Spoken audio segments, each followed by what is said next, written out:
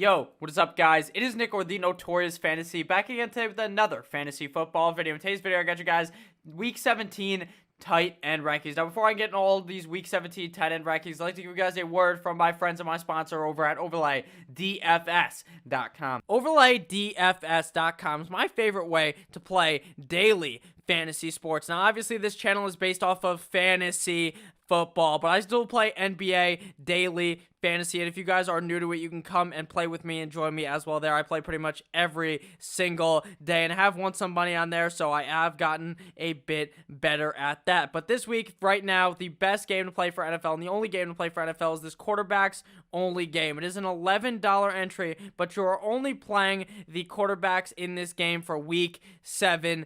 Now, obviously, a lot of strategy is going to be different in this type of a game. It's just all about the quarterback. You don't have to worry about the running backs, the wide receivers, or the tight end, and it is very simple to play on this website. All you have to do is make, for the quarterbacks only, make 5 picks plus 3 alternate picks in case someone doesn't play. Someone ends up getting hurt before the game. They end up not getting the go. It is this simple. Pat Mahomes versus Drew Brees, Aaron Rodgers versus Jameis Winston, Dak Prescott versus Ryan Tannehill. Who scores more fantasy points? It is that simple. Anyone can do it. So please make sure to check out OverlayDFS.com. Link down below in the description. Come and play with me this week. There will be a separate video later in the week explaining my picks on the website. And we are back. Please make sure to check out OverlayDFS.com. Link down below in the description of the video. Let's get right into the video. Week 17 tight and rankings. Coming in at number 1, we have Travis Kelce going against the LA Superchargers. Now, there is a problem this week. It is Week 17. So some teams are going to be benching these players, and some of these players may not play the whole game or get their normal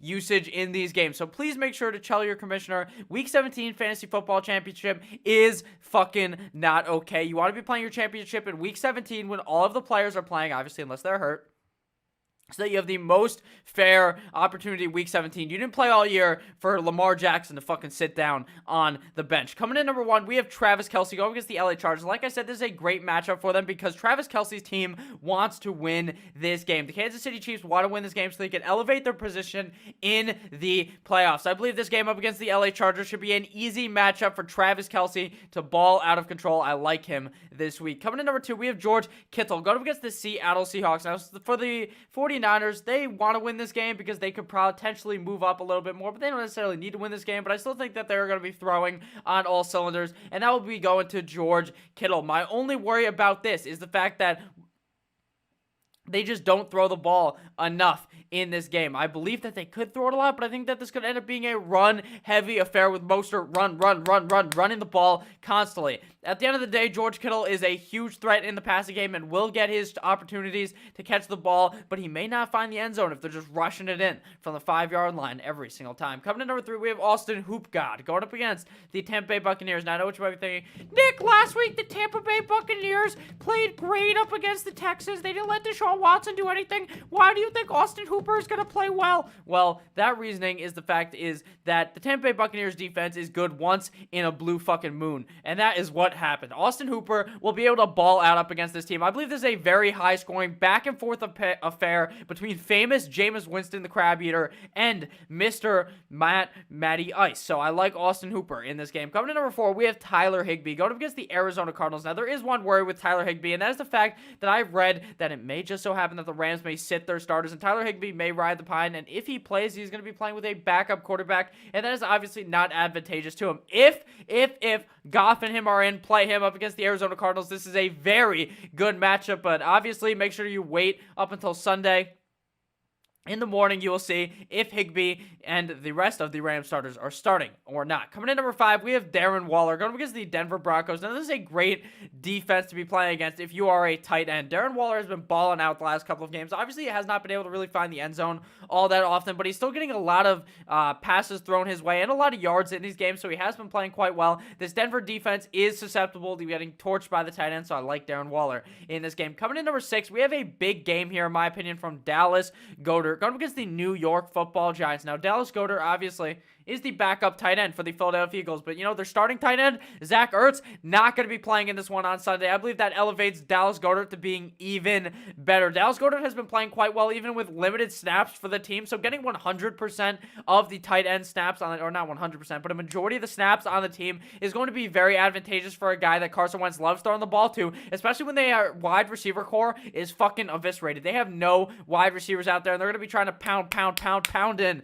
the New York Football Giants. I love Dallas Goedert in this game. Coming to number 7, we have Mr. Hunter Henry going up against the Kansas City Chiefs. Now, Hunter Henry, like Darren Waller, has just been playing just about okay. He's been getting the targets, the yards, but he hasn't really been finding the end zone. This game up against the Kansas City Chiefs could be a lot different for him. The one thing you do have to worry about, though, for the tight end department is the fact that Phillip Rivers has not been playing all that hot. He uses that good old strategy where it says, fuck it, my wide receiver is out there somewhere, and he heaves it out there. It's the strategy Eli Manning was using for years. He said, fuck it, Odell is out there. It is the strategy that Phillip Rivers implores with Mr. Keenan Allen, and that causes a lot of INTs. Phillip Rivers is the king of INTs and the king of having way too many children that he probably hates. I like Hunter Henry in this game up against the Kansas City Chiefs, but I would be a bit worried about him trying to find the end zone. Coming in number 8, we have Jared Cook going up against the Carolina Panthers. Now, the New Orleans Saints are going to try to win this game. My only worry is that they blow the fuck out of this Carolina Panthers defense. The Carolina Panthers defense could not stop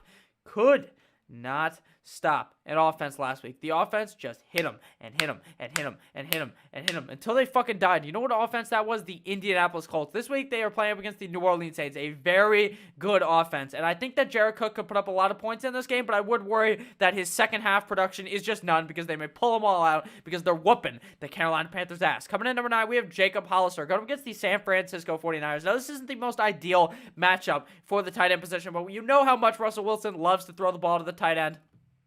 So for that reason alone, I'm going to play him in this game. If he finds the end zone, you're going to be very happy with him. If he doesn't, you're going to feel just about okay with Jacob Hollister. Coming in at number 10, we have O.J. Howard going up against the Atlanta Falcons. Now, I know what you might be thinking. Nick, last week you told me to start O.J. Howard. You know what he did? He didn't do anything. He scored like 8 points. But you know what fucking happened in that game? O.J. Howard had the ball like 9,000 times where he was wide open, and Jameis just missed him by a couple of feet, or it just hit him in the hands and it fell over. This week he gets the Atlanta Falcons, a team that is going to spread like the Red Sea to allow the tight end to run straight into the goddamn end zone. I believe O.J. Howard has a big game this week, a humongous game this week, the game you were looking for all year, but in week 17, when it doesn't matter for most people. Now on to 11 through 20. So if you guys have enjoyed the video thus far, please make sure to click that subscribe button down below. It would really mean a whole lot to me. Coming in number 11, we have Jonnu Smith going up against the Houston Texans. Now, Ryan Tannehill needs to win himself this game to elevate the Tennessee Titans to make the playoffs. Now, the Houston Texans may end up sitting down the starters, so make sure you guys check in the morning if the starters are going to be playing. If they are not, I think Jonnu Smith gets a good game here. Jonnu Smith is going to be getting fed the ball, but the thing to worry about him is that Tannehill some games just goes fucking blind and doesn't throw the ball to the tight end position. In some games, he just sees Jonnu Smith and it's like, I love you. Let me give you mono like my name is Sam Darnold. I'm going to throw the ball to you 1,000,000 times. Sometimes that happens. Sometimes it's the complete opposite where he doesn't get the ball at all. So you just got to hope that is the time Jonnu Smith gets the ball. Coming in number 12, we have Noah Fant up against the Oakland Raiders. And knock one time if you're with me. If you believe that Noah Fant could have a big game in this game. Horsecock Drew Lock has been feeding him the ball repeatedly in these games. I really like him up against this trash Oakland defense. Coming in number 13, we have Jack Doyle going up against the Jacksonville Jaguars. Now, this is a good matchup for Jack Doyle. This Jacksonville defense has not looked all that amazing, but the thing to worry about Jack Doyle is he's touchdown or bust the last couple of games. Obviously, right when Eric Ebron got hurt, he was actually riding fine. It was actually on fire, but just so recently he hasn't been as on fire. And a couple of games ago, he did end up putting up a goose egg and fucking you right in the ass. I believe Jack Doyle puts up an okay game here. If he does not find the end zone, he's going to be a disappointment. But number 13 is just about okay for a guy that should be seeing like 5 targets in this game. Coming to number 14, we have Mikey Gesicki, Licky Amagasicki. Going up against the New England Deflatriots in New England. Now, this is obviously not the great matchup for Mike Gesicki. Mr. Ryan Fitzmagic loves to throw on the ball. That's why I got him here at number 14. He is going to be seeing a lot of targets. I just worry that these targets are not going to be all that great since the New England defense is so good. Coming to number 15, we have Caden Smith, tight end, of the the New York Football Giants going up against the Philadelphia Eagles. Now, the Philadelphia Eagles defense looked great last week up against Jason Witten and the Dallas Cowboys, but I think that the Giants end up scoring a decent amount in this game. Kaden Smith obviously has been getting involved. If he finds the end zone, you're going to love it. If not, you're probably going to hate it, just like a lot of these guys. Obviously, outside of the top 12, I don't really love any of these guys. Now, to number 16, we got third leg, Greg Olsen going up against the New Orleans Saints. Now, Greg Olsen and this offense looks terrible. Now, Greg Olsen, I wouldn't say looks terrible. This offense looks terrible. Will Grier looked atrocious last week, and that's why Greg Olsen is ranked so low. The New Orleans Saints defense is pretty good, but I think Greg Olsen, given he had an actual quarterback like Kyle Allen, could be okay. But with fucking Will Grier here, I would not trust him at all. That's why I got him at number 16. Coming to number 17, we have the safety blanket, Jason Witten, going up against the Washington Redskins. And I believe that the Washington Redskins put up a high-scoring game here, and this may be a back-and-forth affair. Going back-to-back Michael Jordan 96-97. I think Jason Witten plays okay in this game, but he has to find the end zone. If he does not find the end zone, you're going to be very disappointed. He'll probably score you 3 fucking points if he does not do that. Coming in at number 18, we have a bit of a dice roll player here. Hayden Hurst going up against the Pittsburgh Steelers. Now, obviously, RG3 in for Lamar Jackson. Mark Andrews probably not going to get that many snaps because, you know, he's the starter, and he's one of Lamar Jackson's favorite targets, so he is going to be getting